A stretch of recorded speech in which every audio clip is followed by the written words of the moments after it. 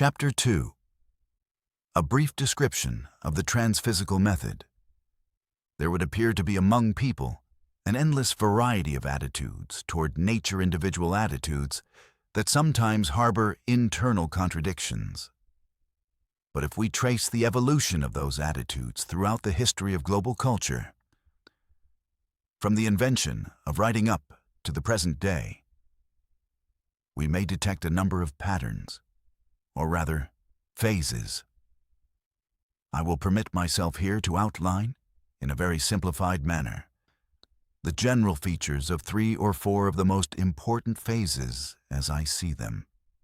It will not be a painstaking reproduction of how attitudes have changed over cultures and time, but only a few quick brush strokes, the purpose of which is more to introduce the reader to the issues involved than to provide him or her with the necessary historical background. The earliest phase was characterized by a conception of the universe as extremely small and of the Earth as the only inhabited planet. The world, however, possessed, besides our physical plane, a number of other planes, also material, but with a materiality of a different nature and possessing different properties than ours. This was the first approximation of the transphysical reality of Shadhanakar. None of the planes, including ours, were thought to evolve. They had been created once and for all and were inhabited by good and evil beings. Humans lay at the center of those beings' interests and were, so to speak, their apple of discord. Humans were not conscious of nature as something distinct from themselves and did not contrast themselves with it. Individual natural phenomena evoked, of course, one or another feeling: fear, pleasure, awe. But it seems that nature was almost never perceived as a whole, or was perceived so in a purely aesthetic sense, and even then only by individuals who were highly gifted artistically. For that reason, one rarely finds among artistic works of those eras lyrical poetry about nature, and even more rarely does one find landscape painting. In the main, the cultures of antiquity, as well as certain later cultures in the East, belong to that phase. As for religion, polytheism was typical of this first phase. Shadhanakar, the proper name of the Brahmatura of our planet. It comprises a huge, more than 240 number of variomaterial planes of varying dimensions and time streams. Brahmatura. Almost every heavenly body possesses a number of variomaterial planes that together form a closely integrated system. These systems, united by the commonality of processes taking place on their planes, are called Brahmaturas. In the majority of Brahmaturas in our galaxy, the chief process uniting the planes of each is the struggle between the providential and the demonic forces.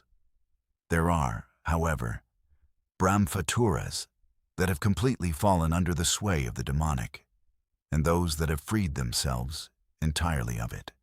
Demons, the higher humankind of Shadhanakar, who abide in a sakwala of 4-dimensional worlds with differing numbers of time streams.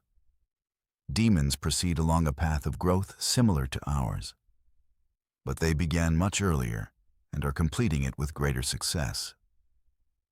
They are linked to our humanity by a variety of threads, some of which are described in the main text. Sakwala. Here it means a system of 2 or more variomaterial planes closely connected in structure and meta-history. Meta-history.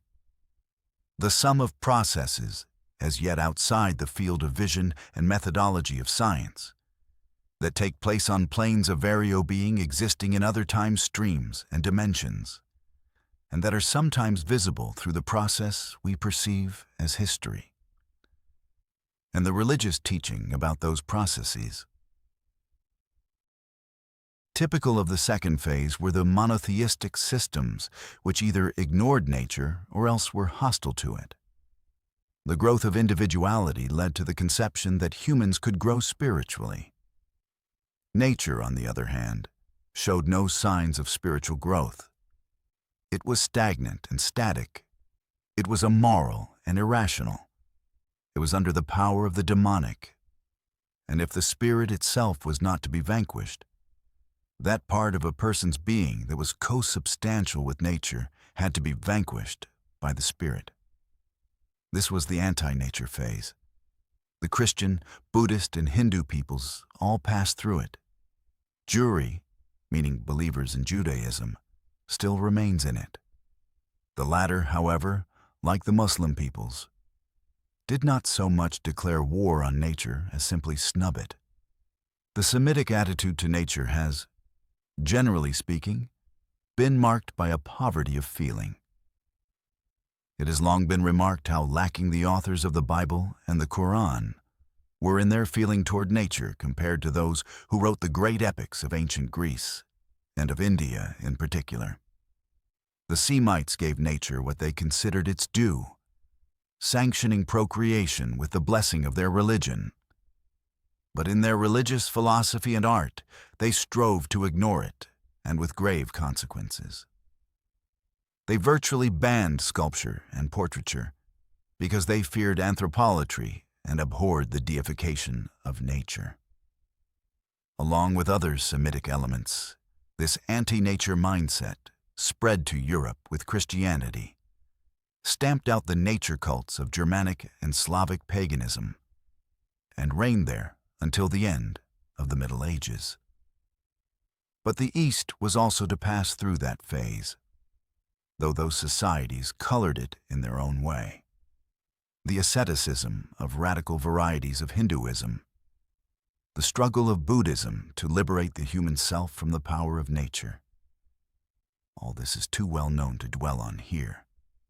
Thus, we can say that in the first phase, people were almost never conscious of nature as a whole, and only poeticized and deified individual natural phenomena, while in the second phase, they viewed it as hostile and under the sway of the demonic. The third phase is associated with the era of scientific supremacy and with the impoverishment of the world of religious feelings. Having inherited a hostile attitude toward nature from Christianity, people of the third phase freed it of its religious overtones. They did not undertake to overcome the elements of nature in their own being. They established a strictly utilitarian view of nature.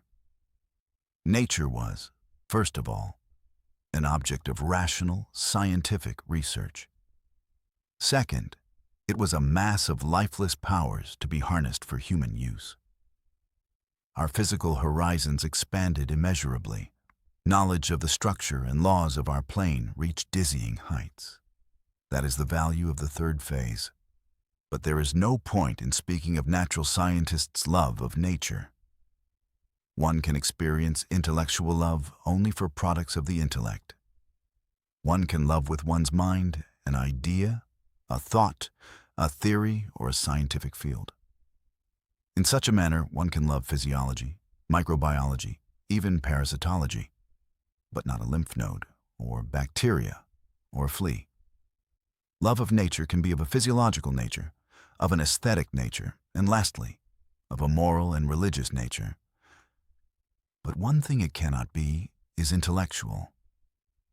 If individual specialists in the natural sciences do love nature, then that feeling has no relation whatsoever to their specialty, or, more generally, to the scientific method of knowledge of nature. Rather, it is a feeling of a physiological or aesthetic nature.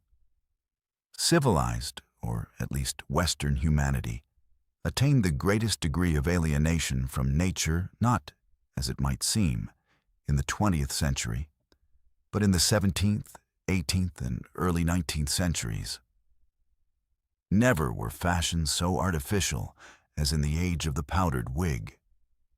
Never were sections of nature neighboring humanity disfigured so rationally and unnaturally as in the age of the park at Versailles. It is just as impossible to picture. An aristocrat from the age of Louis XIV sunbathing or walking barefoot as it is to imagine a Spartan woman from the period of the Greco-Persian Wars wearing a corset and high-heeled shoes. The ascetic attitude toward nature that had become ingrained in Christianity was wholly responsible. But it was an attitude that in the course of development had replaced spiritual snobbery with the snobbery of civilized society, and replaced religious pride with the pride of reason, experiencing nothing but amused contempt for anything that did not bear the stamp of rationality. The philosophy of Rousseau marks the turning point. But another century and a half had to pass, and the world had to enter the age of the metropolis in order for most of humanity to experience a longing for nature. The lake poets of England, Goethe, and the Romantics in Germany, Pushkin, and especially Lermontov in Russia, loved nature with a higher aesthetic, and for some, pantheistic love. The Barbizon school of painting emerged, and by the end of the 19th century, aesthetic love had become firmly established in culture. In the 20th century, bodily love came into its own as well. Passive contemplation of nature became insufficient. The need arose to experience it in a tactile, active manner, with one's whole body and through the exercise of one's muscles. The need was in part met by hiking and sports. Finally, in the first half of our century, the beach, with its physiological evaporation of people into a mixture of sunlight, warmth, water, and play, became an entrenched and lasting part of our everyday life. It is the same enjoyment of the beach that in the days of Ronsard and Watteau would have appeared to be the indecent eccentricities of lunatics, and in the Middle Ages would have been equated with the witches' sabbat on Bald Mountain, or with a black mass. If one imagines Torquemada suddenly transported as a spectator to the beach in Austin or Yalta, then there can hardly be a doubt that into the mind of that guardian of human souls would pop the thought of promptly organizing an auto-da-fe for those thousands of brazen heretics. Perhaps nothing so graphically illustrates the narrowing of the rift between humans and nature during the last 100 years as the evolution of fashion. Overcoats and headwear, at one time the inseparable accompaniments of cultured people, even on summer middays, began to be used only when climate dictated. 50 years ago, it seemed improper to leave the house without gloves. Now people use them only in cold weather. In place of suits and starched fronts, which our grandfathers roasted in for the sake of decorum even in 90-degree heat, people began going to work in short-sleeve shirts with open collars. Feet that had been cramped in fashionable boots were treated to the delight of slippers and sandals. Women were liberated from the nightmare of corsets. Dresses shortened at the legs and open at the neck became the fashion in summer, while long dresses survived only as evening wear.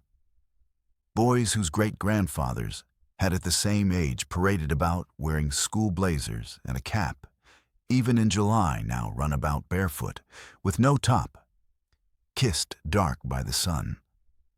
People in large cities, separated from nature as never before by such great distances and missing its warm embrace, have begun returning to it, as yet almost unconsciously, propelled by an instinctive bodily love, but carrying the seeds of a new, more mature relationship with nature within the historical experience amassed in their hearts. That is the fourth phase. Thus, there have been roughly 4 phases: the pagan, the ascetic, the scientific utilitarian, and the instinctive physiological. We can summarize thus. By the second half of our century, in the educated and semi-educated classes of those nations belonging to the Roman Catholic, German Protestant, and Russian spheres of cultural influence, 2 attitudes toward nature that thus far have almost never conflicted with one another have become entrenched.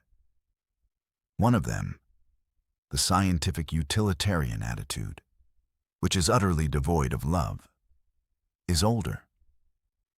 It has focused its attention on exploiting the energy resources contained in nature and measures everything against the criterion of material benefit for humanity. Or, what is still worse, for certain antagonistic groupings within it. From that point of view, it also approves of sport, the beach, and hiking.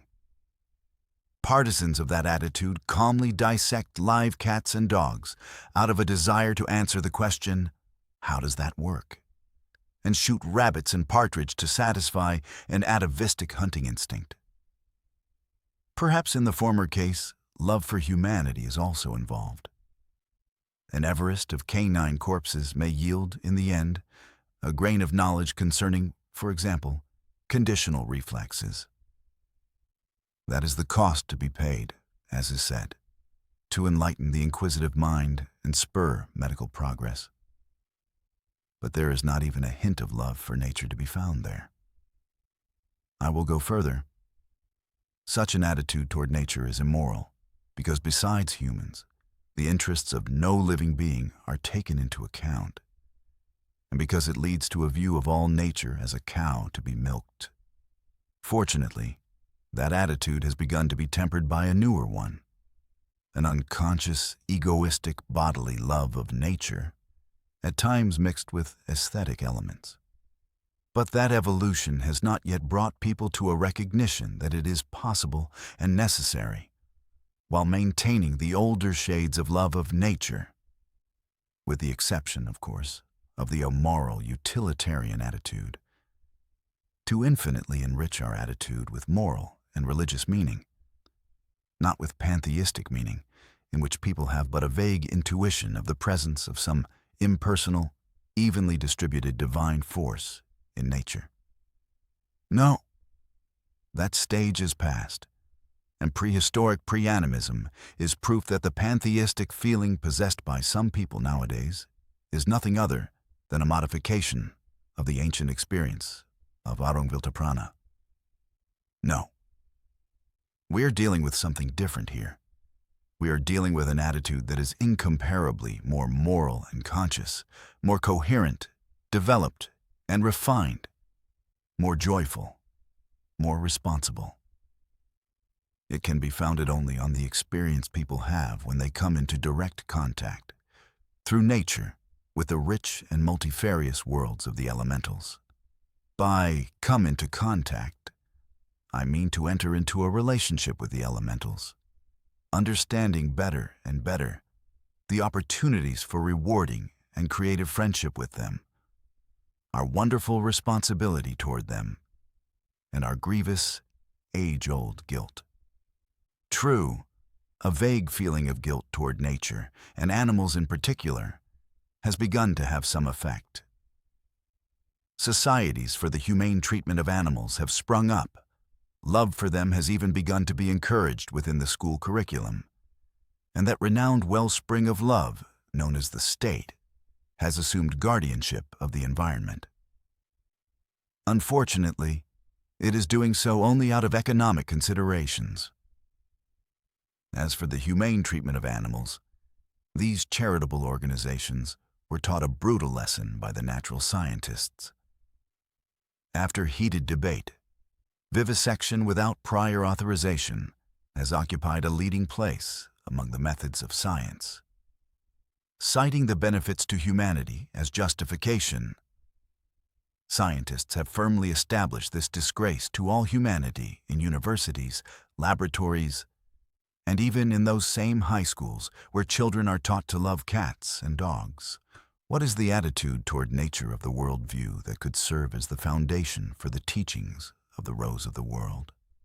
This is a very broad question, but it is not difficult, I think, to deduce what the chief component of that attitude will be. The perspectives of the rose of the world are, after all, distinguished first and foremost by a sense of the transparency of the physical plane, by the experience of the transphysical plane showing through it, by a passionate love of that experience and its painstaking cultivation. That sense of transparency in encompassing the fields of culture and history will be molded into a meta-historical teaching. In being directed toward the sun, the moon, and the starry sky, it will become the basis for an ecumenical, that is, meta-evolutionary teaching. In encompassing terrestrial nature, it will find expression in the teaching about elementals. The teaching about elementals is but one branch of a broader teaching about the structure of Shadanakar, a transphysical teaching. No matter how much the ancient beliefs about elementals, nature spirits in the broadest sense, were muddied by impurities introduced by the limitations of the human mind and imagination. No matter how many aberrations distorted the images of nature, divinities in the pantheons of polytheistic religions, at the very heart of these beliefs lies the truth. But it is our task, of course, to apprehend and show reverence for the worlds of elementals in a manner completely different from that of the peoples of antiquity. Subsequent experience has enriched us, broadened our knowledge, and sharpened our mystical awareness. Elementals, a category of God-created monads that proceed along a path of growth in Shadanakar, primarily through the realms of nature. In the majority of cases, however, they do not undergo physical incarnation, since humanity is an aspect of one realm of nature. There are various groups of elementals linked not to the natural elements, in the broad sense of the word, but to the natural, elemental aspect of humanity. Monad. Here the term means a primal, indivisible, immortal spiritual entity, which can be either God-created or God-born. The universe is composed of a countless number of monads and of the numerous kinds of materiality created by them. The chief distinctions between our belief in elementals and the belief of ancient peoples are as follows. The ancients anthropomorphize their images of elemental divinities. We will no longer feel the need to attribute human forms to them. The ancients viewed these worlds as forever constant and unchanging. We will recognize that they evolve, though in a manner unlike the evolution of our organic world, and we will strive to apprehend the path of their evolution. The ancients were able to experience their link with individual planes of elementals, but drew ill-defined boundaries between them. And they had no idea about the spiritual growth of these monads. Strictly speaking, they had no clear conception of the plurality of these planes. For us, the plurality of and interconnection between these planes and the spiritual growth of monads abiding on them will become objects of transphysical knowledge. The ancients were incapable of drawing a rough map of our planetary cosmos.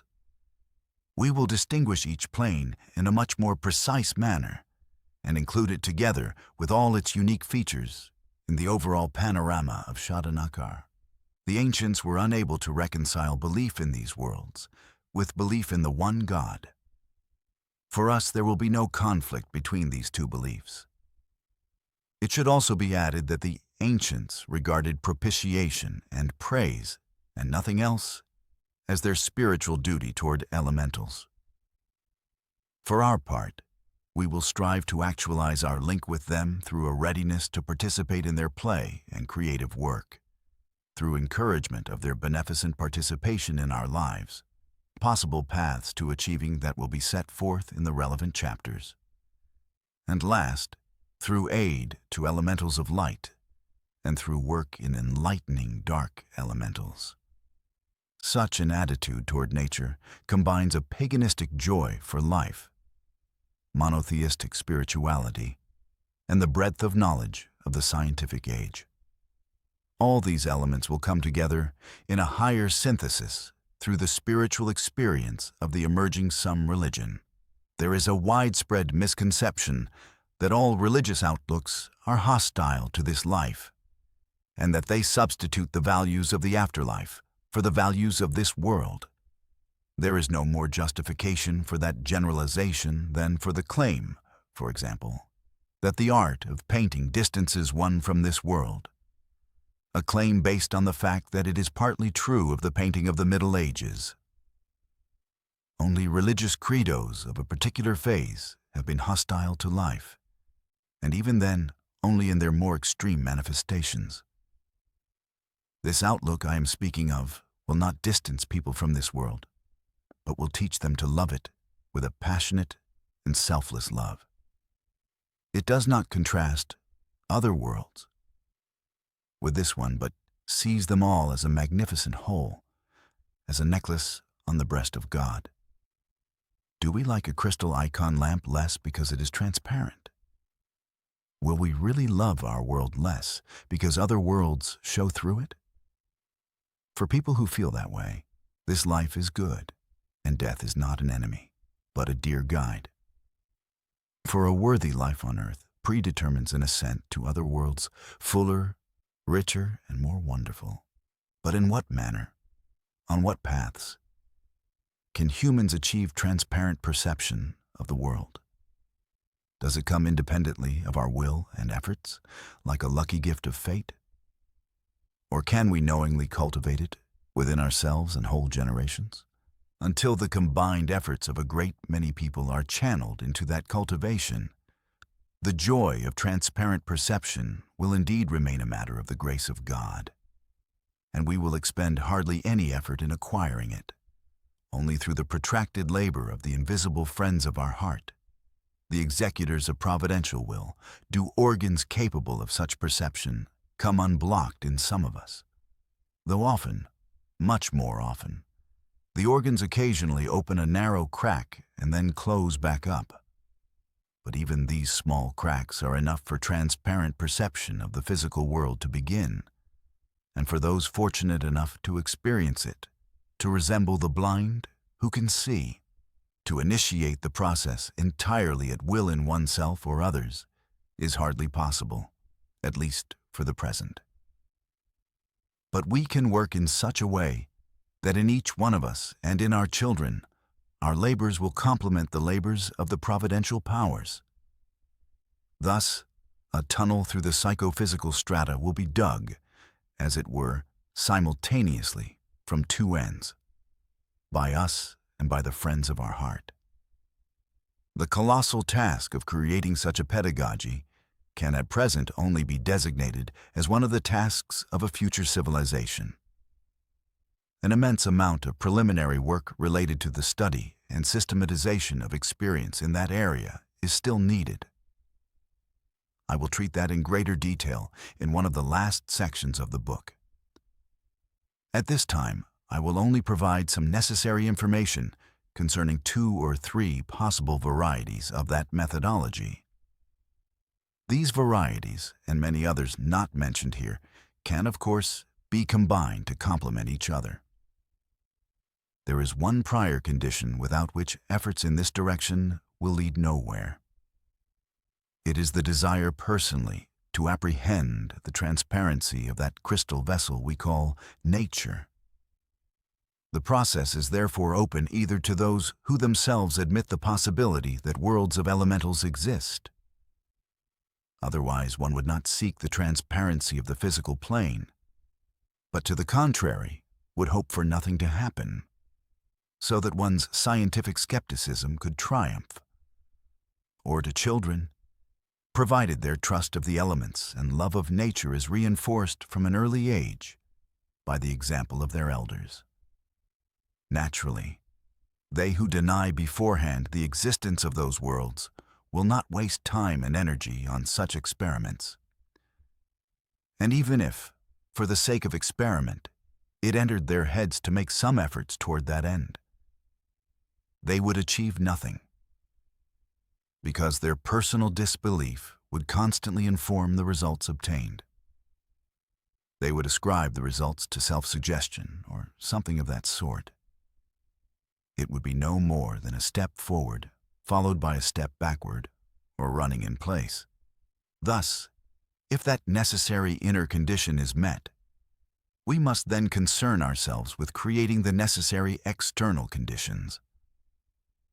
It is easy to guess that what we are referring to here are those periods, 6 to 8 weeks a year, when modern-day men and women are freed from earning a living and can permit themselves time alone in nature.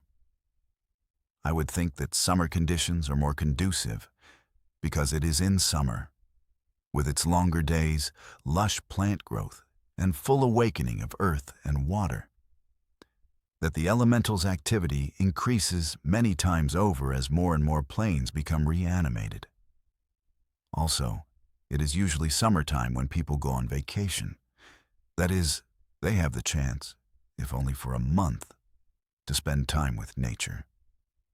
But it should be stated from the start that one will not make much headway in a month.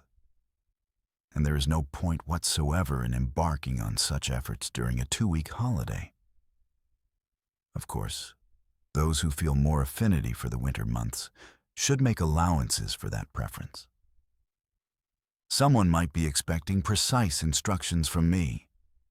Get up at such a time, go to bed at such a time, keep to such and such a daily schedule. I would prefer to avoid going into such niggling recommendations. What is our task? It is to immerse ourselves as deeply as possible in nature, in the life of the elements, not as a sower of death or inquiring researcher, but as a son or daughter who has returned home after years of wandering in foreign climes. To accomplish that task, one individual will find it more natural and effective to do one thing. Someone else, another. I would only like to relate what circumstances aided me personally. Having secured for my summer holidays a home base, as they say, in a beautiful and, obviously, remote place, I first of all endeavored to avoid cluttering my heart and mind with sundry worldly cares. I minimized my links to the outside world, listened to the radio less often, and tried to get by as long as possible without newspapers. Provided, of course, the world was not in the midst of a dangerous crisis. It was imperative to simplify my lifestyle, wear as little clothing as possible, and forget completely about the existence of shoes. I bathed 2 or 3 times a day in a river, lake, or the sea. Finding a spot where it was possible to be alone with nature, I read books that induced a peaceful, benevolent mood and helped my thoughts attune themselves to nature. Literature dealing with the natural sciences would be of no help during such times, as it puts one in a completely different frame of mind. The study of the exact sciences and technology would lead one even further astray. Best of all is good poetry and certain classics of prose. Turgenev, Dickens, Erckmann Chatrian, Tagore, but not Stendhal, Zola, Swift, or Shedrin and the like. It is a good time to reread children's classics, such as Tom Sawyer or Treasure Island, and books about children. All in all, spending lots of time with children and playing and talking with them can only help matters. I may scare off some with one injunction, but unfortunately, it is firm. Minimal consumption of meat and fish products, and moderation in the use of alcohol. And one categorical requirement: no hunting or fishing whatsoever. That was the atmosphere in which my travels began. It doesn't feel right to use the words hike or excursion to describe them. I would be gone for the entire day, from sunrise to sunset, or on a 3 or 4 day trip in the forest, roving down country roads and field paths, over meadows, through woods, villages, farms, across rivers on slow ferries. These travels included chance meetings and casual conversations, and overnight camping, perhaps beside a campfire on the banks of a river, or in the fields, or in haystacks, or on some village hayloft. I tried to avoid any sort of contact with machines, conversations on technical topics, and reading of that sort, with the exception of occasionally resorting to mechanized transport.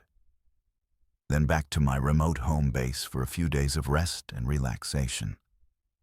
Listening to the crow of roosters, the rustle of treetops, the voices of children and villagers reading tranquil, deep, and innocent books. Then off for more of the same roving. That style of living can sometimes arouse in others puzzlement and snickering. One should not expect to be understood. People busy with farm work will even be inclined to view such eccentrics as no-good loafers. The majority of country folk are as yet capable of viewing only their own duties as real work. One should not take it too much to heart. One must know enough to ignore the opinions of others when sure of the rightness of one's actions. But those are all external considerations. You can spend the whole summer tramping over hill and dale till you drop, and still end up with nothing to show for it. Outside circumstances must be supplemented by efforts of the heart and mind. What sort of efforts are needed?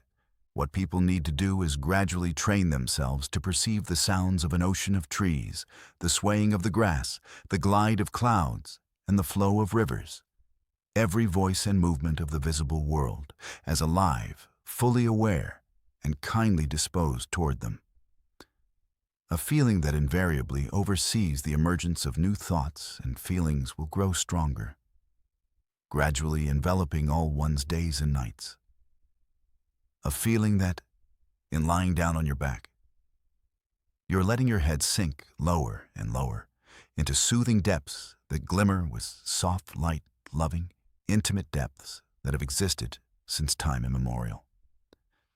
A feeling of simple joy, of profound calm, will absorb the smallest spill of everyday cares. These are good times to lie on the bank of a river, oblivious to time, and gaze lazily at the cool water glittering in the sunlight. Or, lying somewhere under ancient pines to listen to the organ-like music of the treetops and the knocking of woodpeckers.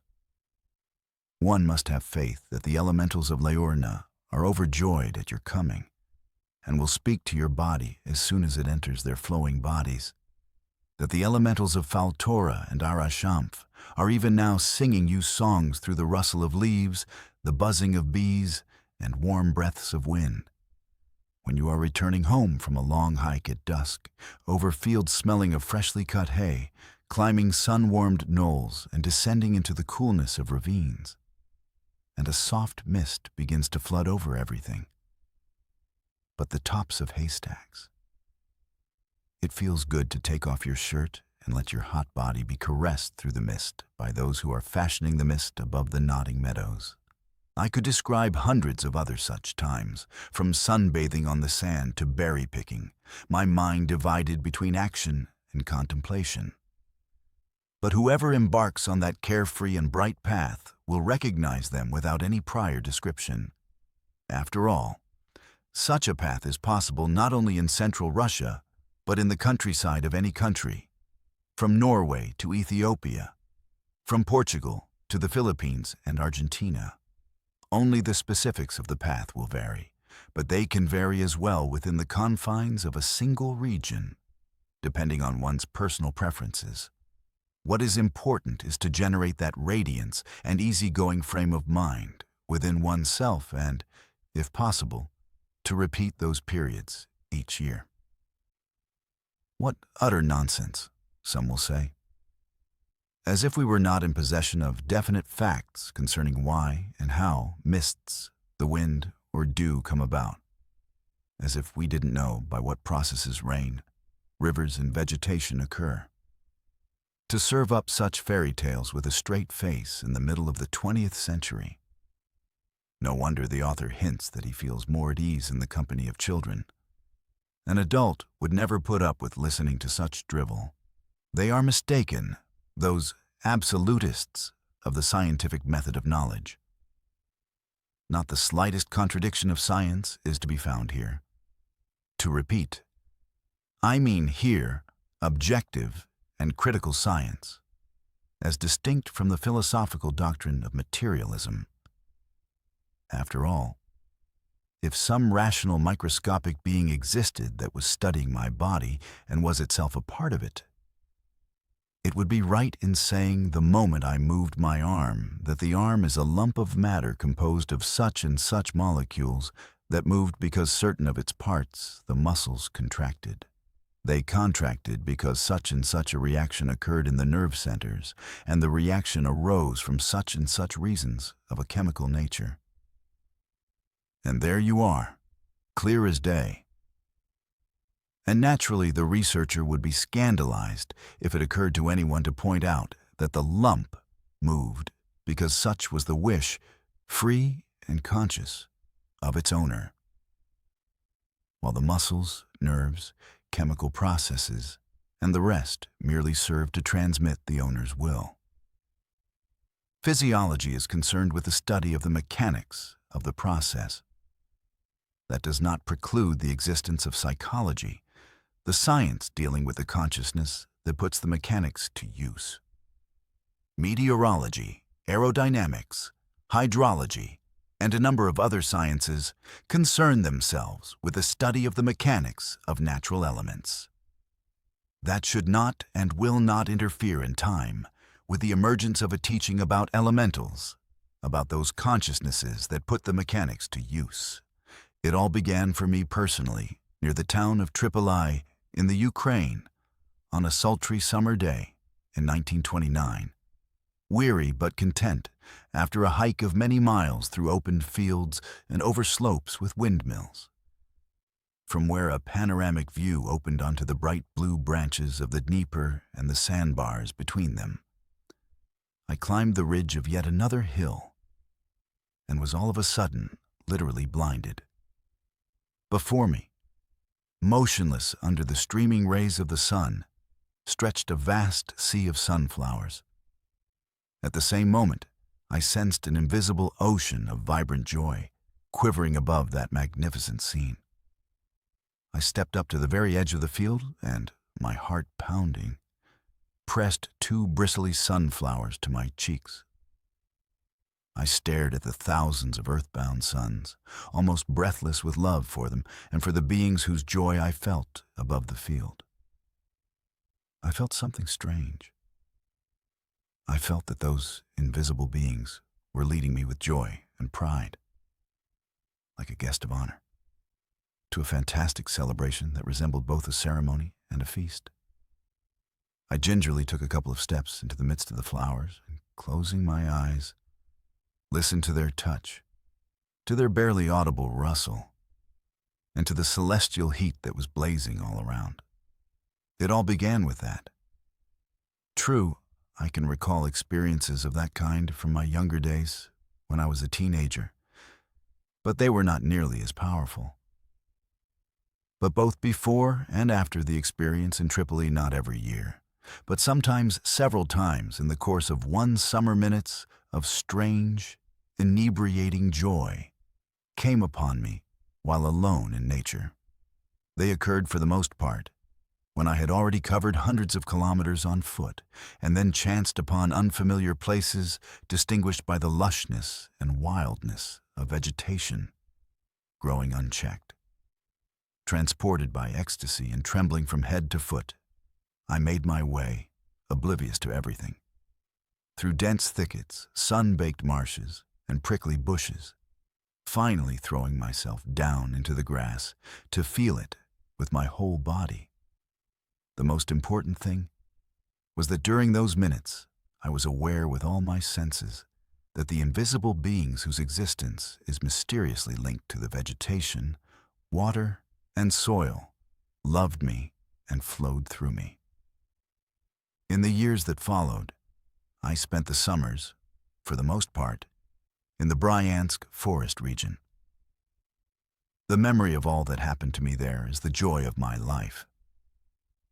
But I am particularly fond of recalling my encounters with the elementals of Liurna, which at the time I called river spirits.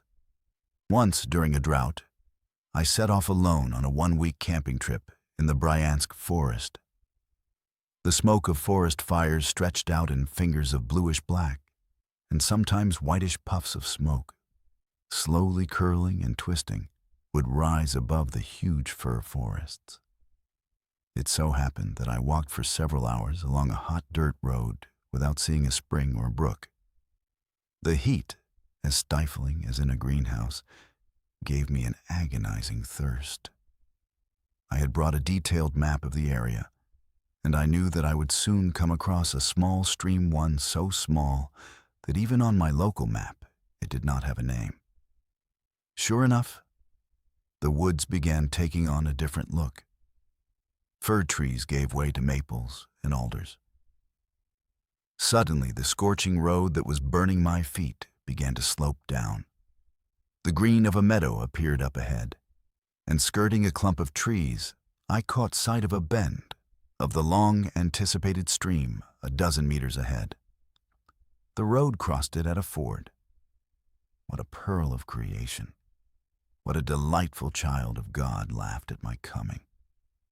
A few steps wide, shaded everywhere by the low-hanging branches of old willows and alders, it streamed as if through green caverns, softly gurgling and glittering with thousands of sparkles of sunlight. Throwing my heavy knapsack down on the grass and tearing off my light clothing on the run, I entered the water up to my chest.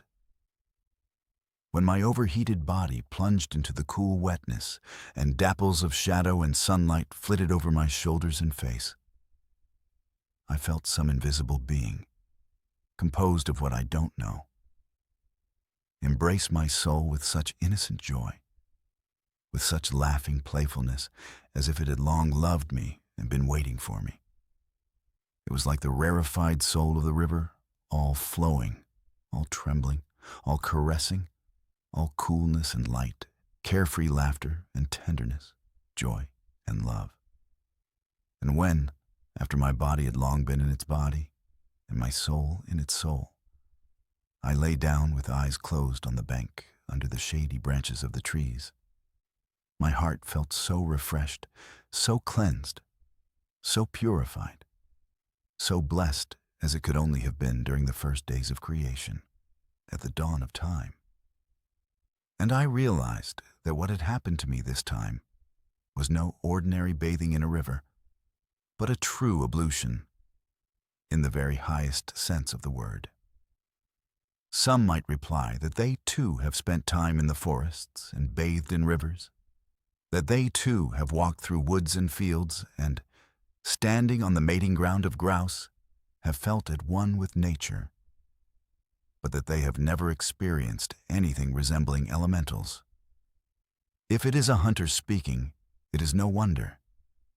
The elementals see only an enemy and desecrator in that destroyer of nature, and there is no surer way of repelling them than taking a hunting rifle into the forest. If those who speak are not hunters, let them carefully reconstruct the weeks they spent in nature, and they will discover their own breaches of the conditions I set forth at the start. It is impossible, of course, to predetermine the duration of the stages of that process of knowledge. The lengths of time vary depending on many circumstances, both objective and individual. But sooner or later, the first day will arrive, and you will suddenly feel all of nature as if it were the first day of creation, and the earth were celebrating its heavenly beauty. It could happen at night by the campfire, or during the day in the middle of a rye field, in the evening on the warm steps of a porch, or in the morning in a dewy meadow. But the nature of the moment will everywhere be one and the same. The dizzying joy of one's first cosmic awakening. It will not yet mean that your inner vision has come unblocked for good. You will still see nothing besides the customary landscape, but you will experience with your whole being its multi-planed reality and permeation by spirit. The elementals will become even more accessible to those who undergo that first awakening. Such people will become more and more aware of the constant proximity of those wonderful beings through organs of the soul that have no names in our language. But the essence of a first awakening lies in something else, something higher. It concerns not only transphysical knowledge, but also what I am unable to find a name for, other than the old word ecumenical. Many authors have attempted to throw light on similar states. William James calls it a breakthrough of cosmic consciousness. It can clearly take on very different shades for different people, but the experience of cosmic harmony lies at its heart. The methods I have described in this chapter are, to a certain extent, capable of hastening that hour. But there is no reason to hope that such joys will become frequent guests in the home of our soul. On the other hand, a soul can be overcome by such a state without any conscious preparation. Such an instance is described, for example, by Rabindranath Tagore in his memoirs.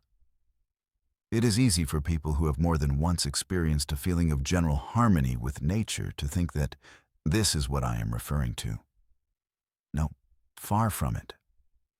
A breakthrough of cosmic consciousness is an event of colossal personal significance. Such as can occur in a person's lifetime only an extremely limited number of times. It comes on one suddenly. It is neither a mood, nor pleasure, nor happiness, nor even a joy of astonishing dimensions. It is something bigger.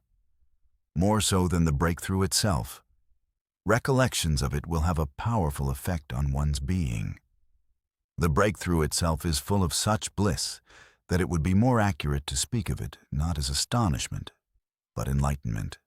Such states occur when the universe, not the earth alone, but the whole universe reveals itself in its higher aspect, reveals the divine spirituality that permeates and envelops it, erasing all the painful questions of suffering, conflict, and evil. In my life, such an experience took place on the moonlit night of July the 29th, 1931, on the banks of the Nerusa, a small river in the Bryansk forest.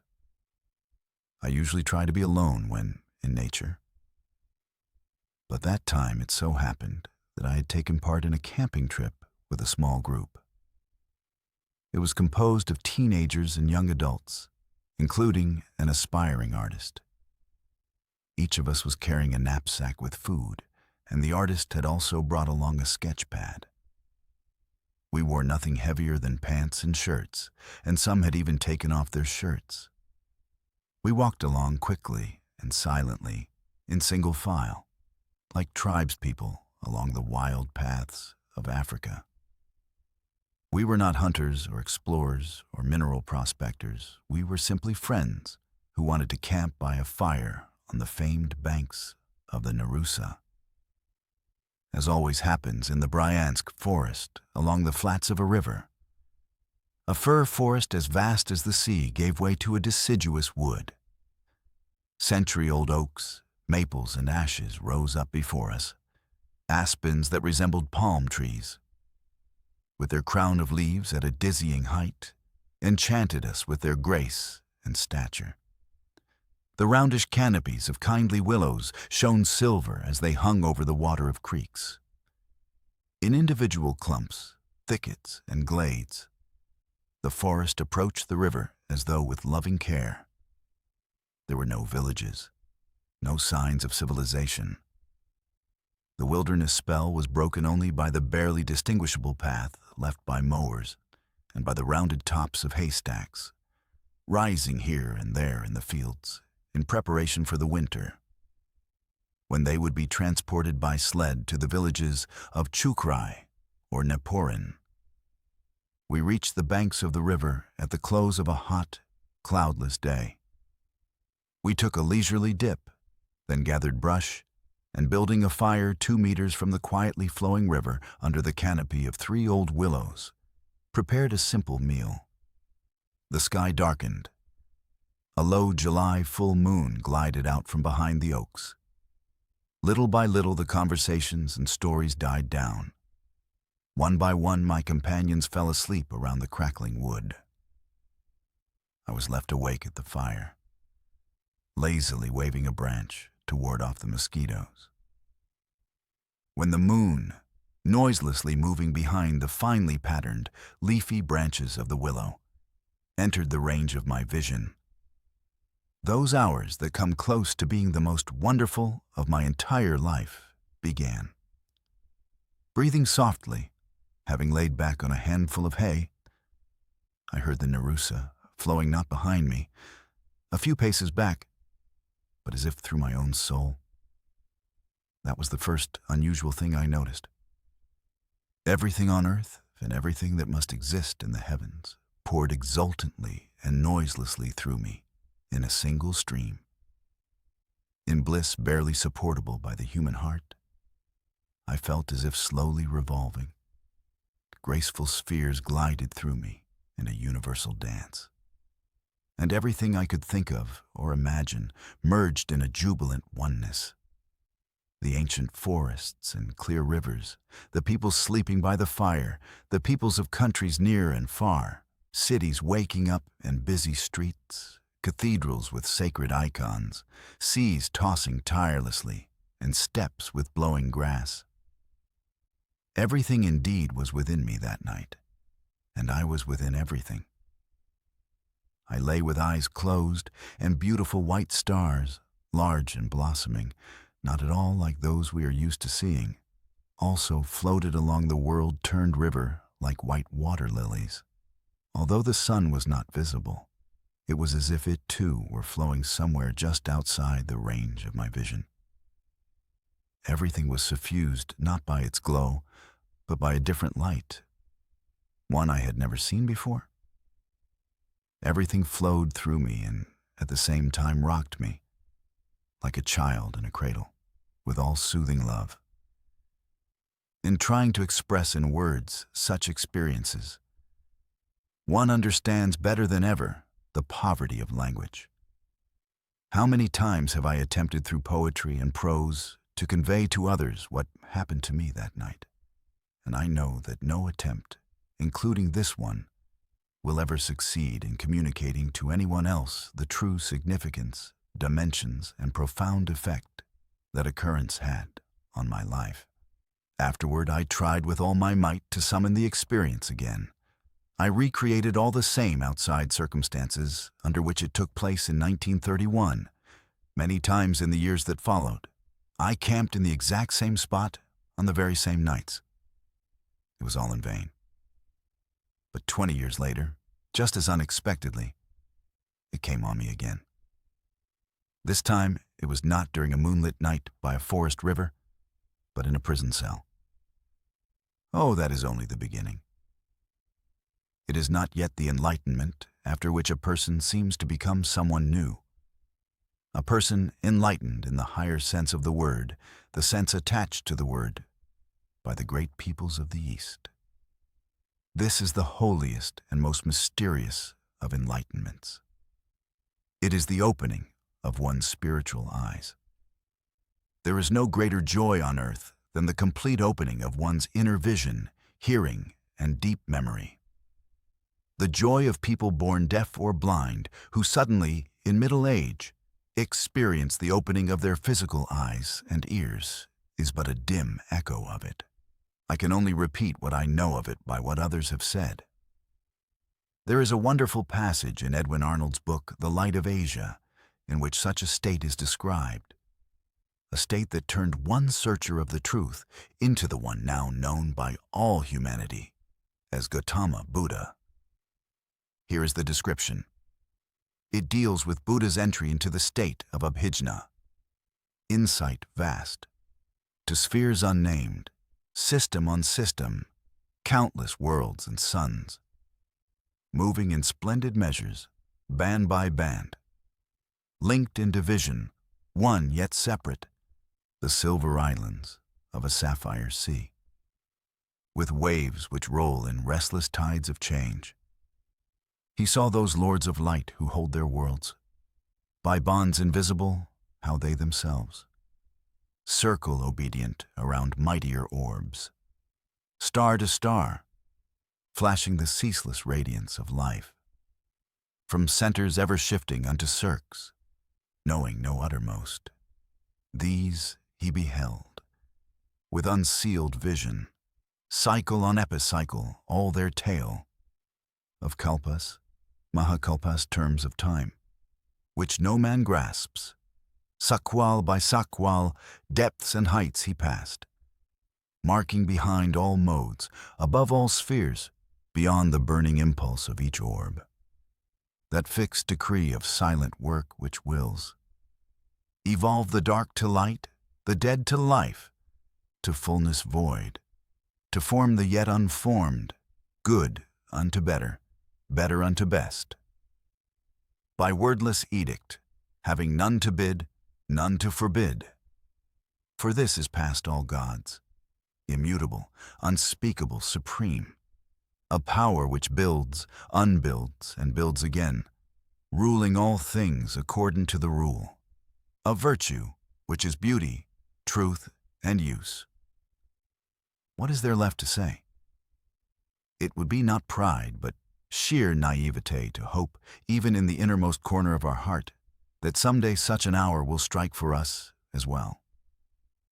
Yet comfort can be taken from the fact that every human monad, without exception, sooner or later, even if after an almost endless period of time, perhaps in another non-human form, in another world, will attain that state, surpass it, and continue on. In the meantime, it is our duty to share with others the best that we possess.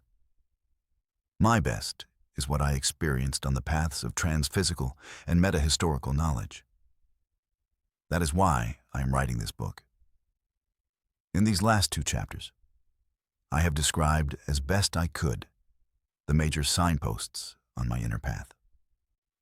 Everything that follows will be the presentation of what was understood on that path about God, about other worlds, and about humanity. I will try to avoid any further discussion of how it was understood. The time has come to speak of what was understood. Thank you for listening. Why not to subscribe for more?